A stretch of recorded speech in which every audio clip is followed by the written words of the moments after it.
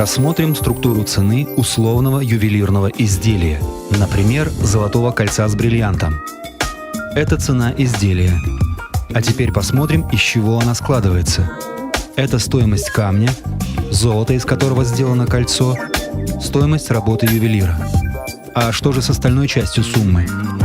Это торговые наценки дилеров, посредников, магазина, транспортные, накладные расходы, страховки, налоги и, конечно же, брендовая составляющая. Ведь вы купили изделие известной марки.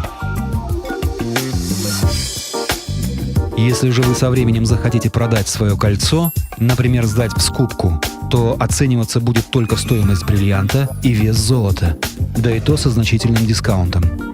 На самом деле это и есть инвестиционная составляющая ювелирного изделия. А что же с остальной частью суммы? Увы, это запланированные убытки.